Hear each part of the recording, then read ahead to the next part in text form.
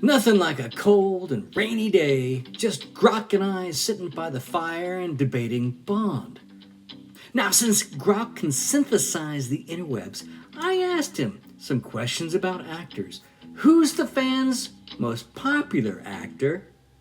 And who was the producer's most popular? Because they aren't necessarily the same. Oh my. So join us today as we examine Bond actors and various measures of popularity on PCZ TV.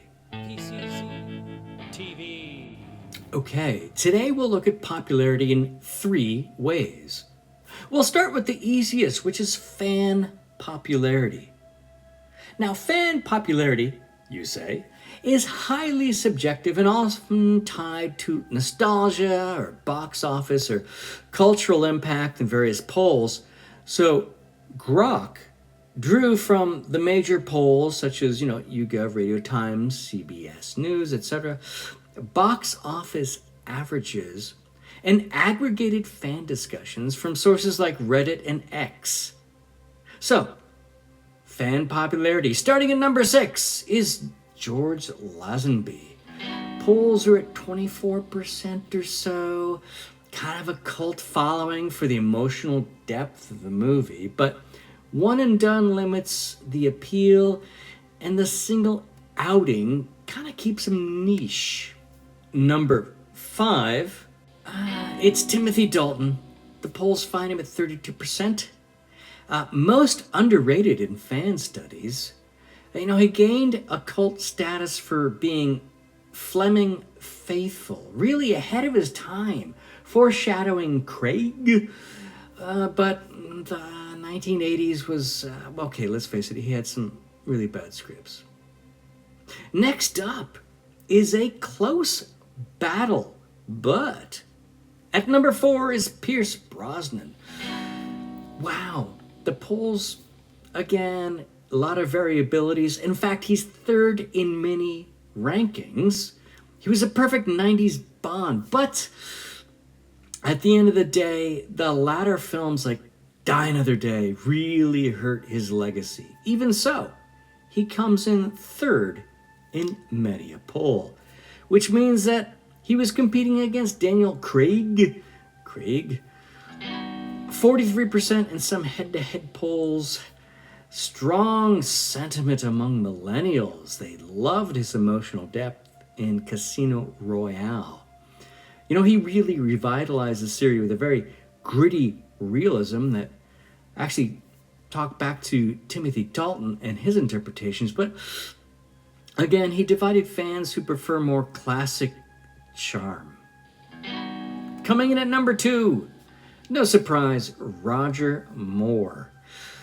A fan sentiment, nostalgia, campy humor, highest actually female fan ratings in the analysis. Lighthearted, quotable entries, but sometimes a bit too comedic by some modern audiences. Really he was either playing himself or maybe Simon Templar. And no surprise, numero uno, King of the Hill, Sean Connery, by far, he is the definitive Bond, the original, the one who everyone is measured against. So super easy, right? Game over, man. That's it, man. Game over, man. It's game over. But using this approach, we already have a bit of controversy in choice number 3.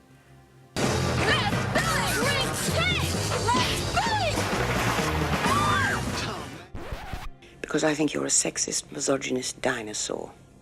Okay, let's see if we can break that deadlock a bit more. Let's look at metric number 2 and to try to use that as a tiebreaker. So what are some of the other ways to judge popularity? Yeah, baby, yeah! Let's look at profitability, because the fans will vote with their pocketbooks, and that will surely tell, right?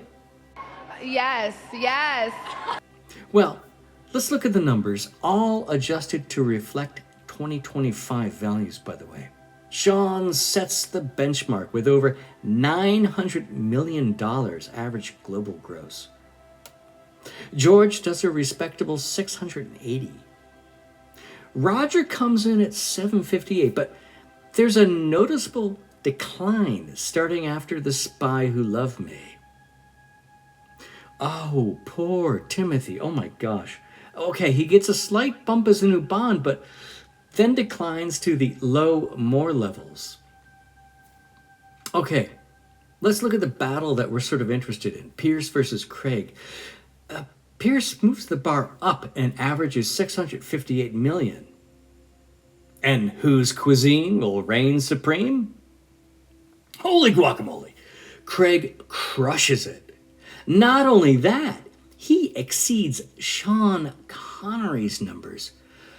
Wow, okay, fans, you've spoken. This obviously tips the balance in favor of Mr. Daniel Craig. He is truly fan fave number 3.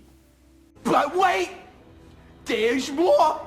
Let's look at popularity metrics number 3. Now, gross might be a good measure of fan favorite, but what about the producers? How would they rank the Bonds? Hello! I like money!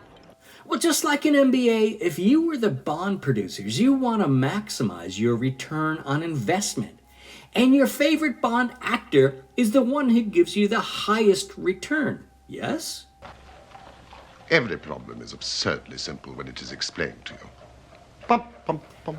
So for ROI, we're going to see what the cost of a Bond movie versus the profit is by a profit multiplier ratio. This is a simple calculation. Adjusted global gross divided by adjusted budget. Does that make sense? And if you were to distill this down even more, at the end of the day, when you look at this number, the bigger the number, the better return on investment, the more money you make. Now, again, our benchmark will be Sir Sean with an impressive 29.7. For every dollar you invest, you generate nearly $30 in return. Wow, that level of return is usually reserved for our insider trading politicians. Oh my. Now, if you actually remove never say never again, it's an even more impressive ratio at 34. Moving on, let's look at George. Well, his figure is 13.6, but let's be fair, it's actually quite in line with the final few Connery Bond ratios. Now, on to the Moore era. Overall, we're looking at 10.8. But again, we can see his final 4 movies weren't anything to write home about. And if we remove them, then we see his ratio increased to nearly 17. And also note, his final few films are quite in line with the contemporaneous Never Say Never Again. Let's move on to Tim Dalton, and ouch, he's down to 5.3. Why? Why? But again, view that in perspective. If you compare it to the final few Moore videos, he's quite in line. Which tells us exactly what, really? Well, when you recall the grosses from the previous section, you see that there's a declining popularity of the product, probably leading to the brand rest period before we move into the Pierce era. Pierce starts up and we see his return, but it sort of stays stagnant. So recall, grosses increased, but apparently so did costs as the profit ratio declined and was flat. So not really a trend one likes to see if you're a producer.